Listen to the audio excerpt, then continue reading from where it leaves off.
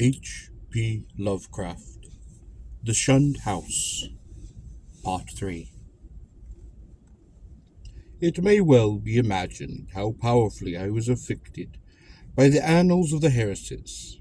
In this continuous record there seemed to me to brood a persistent evil beyond anything in nature, as I had known it. An evil clearly connected with the house, not with the family. This impression was confirmed by my uncle's less systematic array of miscellaneous data, legends transcribed from servant gossip, cuttings from the papers, copies of death certificates by fellow physicians, and the like. All this material I cannot hope to give, for my uncle was a tireless antiquarian and very deeply interested in the Shunned House. But I may refer to several dominant points, which earn notice by their reoccurrence through many reports from diverse sources. For example, the servant gossip was particularly unanimous in attributing to the fungus and melodous cellar of the house a vast supremacy in evil influence. There had been servants, and white especially, who would not use the cellar kitchen, and at least 3 well-defined legends bore upon the queer quasi-human or diabolic outlines assumed by tree roots and patches of mold in that region. These later narratives interested me profoundly, on account of what I had seen in my boyhood, but I felt the most of the significance had in each case been largely obscured by additions from the common stock of local ghost lore. Anne White, with her extra superstition, had promulgated the most extravagant and at the same time most consistent tale, alleging that there must lie buried beneath the house one of these vampires, the dead who retain their bodily form and live upon the blood or breath of the living. These hideous legions send their preying shapes or spirits abroad by night. To destroy a vampire, one must, the grandmothers say, exhume it and burn its heart, or at least drive a stake through that organ. And Anne's dogged insistence on a search under the cellar had been prominent in bringing about her discharge. Her tales, however, commenced a wide audience, and were the more readily accepted because the house indeed stood on land once used for burial purposes. To me their interest depended less upon the circumstance than on the peculiar appropriate way in which they dovetailed with certain other things. The complaint of the departing servant preserved Smith, who had preceded Anne and never heard of her, that something sucked his breath at night. The death certificates of fever victims of 1804, issued by Dr. Chad Hopkins, and showing the 4 deceased persons all unaccountably lacking in blood. Other obscure passages of poor Roby Harris's ravings, where she complained of the sharp teeth of a glassy-eyed, half-visible presence. Free from unwarranted superstition though I am, these things produced in me an odd sensation, which was intensified by a pair of widely separated newspaper cuttings relating to deaths in the Shunned House. One from the Providence Gazette and County Journal of April 12, 1815, and the other from the Daily Transcript and Chronicle of October 27, 1845. Each of which detailed an appalling grisly circumstances whose duplication was quite remarkable.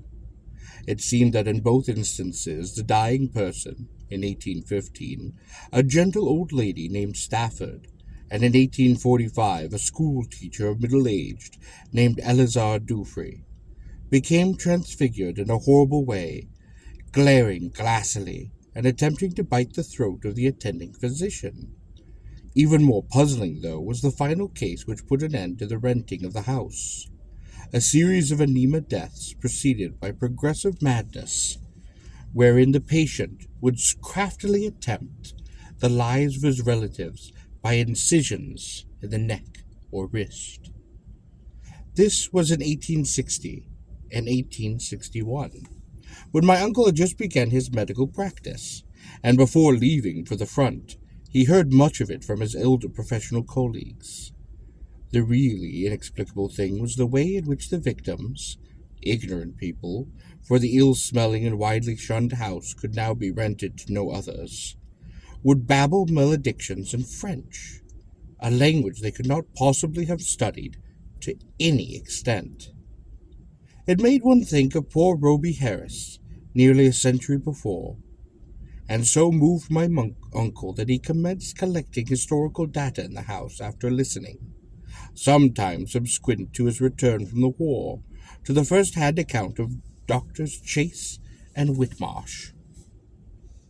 Indeed, I could see that my uncle had thought deeply upon the subject, and that he was glad of my own interest, an open-minded and sympathetic interest which enabled him to discuss with me matters at which others would merely have laughed. His fancy had not gone so far as mine, but he felt that the place was rare in its imaginative potentialities, and worthy of note as an inspiration in the field of the grotesque and macabre. For my part, I was disposed to take the whole subject with profound seriousness, and began at once not only to review the evidence, but to accumulate as much more as I could. I talked with the elderly Archer Harris, then owner of the house, many times before his death in 1916, and I obtained from him and his still surviving maiden sister, Alice, an authentic corroboration of all the family data that my uncle had collected. When, however, I asked them what connection with France or its language the house could have, they confessed themselves as frankly baffled and ignorant as I.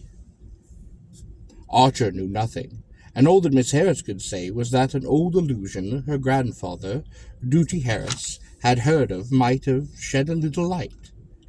The old seaman, who had survived his son's welcome death in battle by 2 years, had not himself known the legend, but recalled that his earliest nurse, the ancient Maris Robbins, seemed darkly aware of something that might have lent a weird significance to the French ravings of Roby Harris, which she had so often heard during the last days of that hapless woman. Maria had been at the house, Shunned, from 1769 till the removal of the family in 1783, and had seen Mercy Dexter die. Once she hinted to the child Duty of something peculiar circumstances in Mercy's last moments, but he had soon forgotten all about it, save that it was something peculiar. The granddaughter, moreover, recalled even this much, with difficulty. She and her brother were not so much interested in the house as was Archer's son Carrington, the present owner, with whom I talked after my experience. Having exhausted the Harris family of all the information it could furnish, I turned my attention to early town records and deeds with a zeal more penetrating than that which my uncle had occasionally shown in the same work. What I wished was a comprehensive history of the site, from its very settlement in 1636, or maybe even before. If any Narragansett Indian legend could be unearthed to supply the data. I found at the start that the land had been part of the long strip of home lot granted originally to John Throckmorton, one of the many similar strips beginning at the town street beside the river and extending up over the hill to a line roughly corresponding with modern Hope Street. The Throckmorton lot had later, of course, been much subdivided, and I became very assiduous in tracking that section through which Back or Benefit Street was later run. It had, a rumor indeed said, been the Throckmorton graveyard, but as I examined the records more carefully, I found that the graves had all been transferred at an early date to the North Burial Ground on the Paw Trucker West Road. Then suddenly I came, by a rare piece of chance, since it was not in the main body of records, and might easily have been missed, upon something which aroused my keenest eagerness, fitting in as it did with several of the queerest phrases of the affair. It was a record of the lease, in 1697, of a small tract of ground to an entier roulette and wife. It was the French element that had appeared, that and another deeper element of horror, which the name conjured up from the darkest recesses of my weird and heterogeneous reading. I feverishly studied the planting of the locality as it had been before the cutting through and partially straightening of Back Street between 1747 and 1758.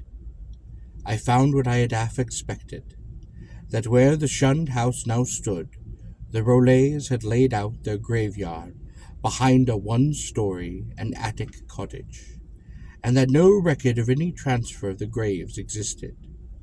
The documented deed ended in much confusion, and I was forced to ransack both the Rhode Island Historical Society and Sheeple Library before I could find a local door which the name Inter Rollet had unlocked. In the end, I did find something of such vague but monstrous import that I set about it once to examine the cellar of the Shunned house itself with a new and excited minuteness. The Rolets, it seemed, had come in 1696 from East Greenwich, down the west shore of Narragansett Bay. They were Huguenots from Cod, and had encountered much opposition before the Providence selectmen allowed them to settle in the town. Unpopularity had dogged them in East Greenwich, whither they had come in 1686, after the revocation of the Edict of Nantes, and rumors said that the cause of dislike extended beyond mere racial or natural prejudice, or the land disputes which involved other French settlers with the English in rivalries which not even Governor Andros could quell. But their ardent Protestantism, too ardent, some whispered, and their evident distress when virtually driven from the village down the bay. They had moved the sympathy of the town fathers, where the strangers had been granted a haven, and the swarthy Inton Rollet, less apt at agriculture than at reading queer books and the drawing of queer diagrams, was given a clerical post in the warehouse at Pardon Tillinghast's wharf, far south in Town Street. There had, however, been a riot of some sort later on, perhaps 40 years later, after O'Rolet's death, and no one seemed to hear of the family after that. For a century and more, it appeared, the Rolets had been well remembered and frequently discussed as vivid incidents in the quiet life of a New England seaport. Atrine's son Paul, a Shirley fellow whose erratic conduct had probably provoked the riot which wiped out the family, was particularly a source of speculation, and though Providence never shared the witchcraft panics of her Puritan neighbors, it was freely intimated by old wives that his prayers were neither uttered at the proper time nor directed toward a proper object. All this had undoubtedly formed the basis of the legend known by old Marie Robbins. What relation it had to the French ravings of Robbie Harris and other inhabitants of the Shunned house, imagination or future discovery alone could determine. I wondered how many of those who had known the legends realized that additional link with the terrible which my wider readings had given me, that ominous item in the annals of morbid horror which tells of the creature Jacques Rollet of Cod, who in 1598 was condemned to death as a demoniac, but afterwards saved from the stake by the Paris Parliament, and instead shut within a madhouse. He had been found covered with blood and shreds of flesh in a wood, shortly after the killing and rending of a boy by a pair of wolves. One wolf was seen to lope away unhurt, surely a pretty Hawkside tale, with a queer significance as to name and place, but I decided that the Providence gossips could not have generally known of it, for had they known, the coincidence of names would have brought some drastic and frightened action, Indeed, might not its limited whisperings have precipitated the final riot which eased the relays from the town? I now visited the accursed place with increased frequency, studying the unwholesome vegetation of the garden, examining the walls of the building, and poring over every inch of the earthen cellar floor.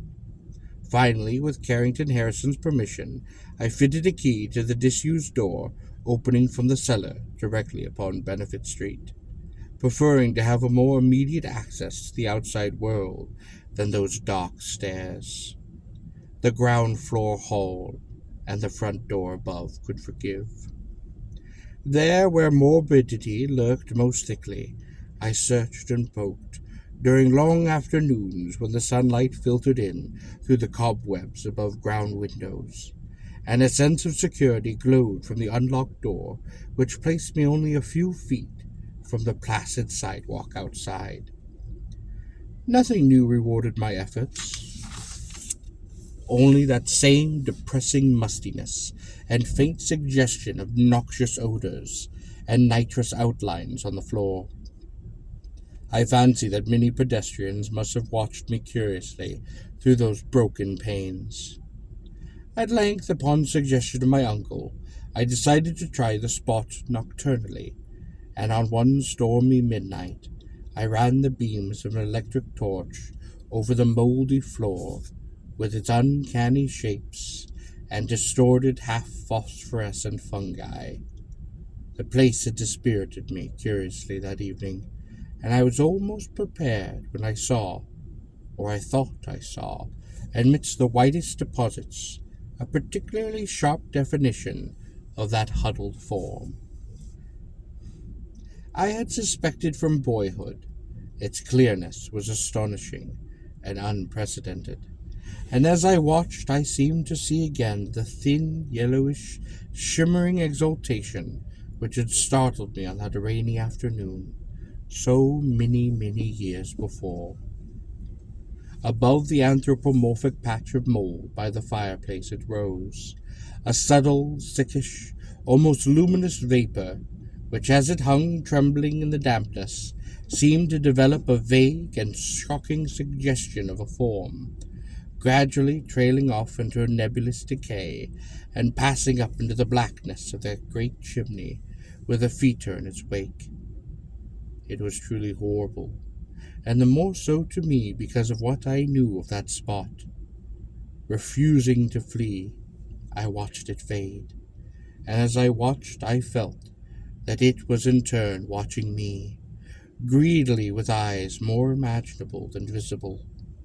When I told my uncle about it, he was greatly aroused, and after a tense hour of reflection, arrived at a definitive and drastic decision, weighing in his mind the importance of the matter and the significance of our relation to it. He insisted that we both test, and if possible destroy, the horror of the house by a joint night or nights of aggressive vigil in the musty and fungus-cursed cellar.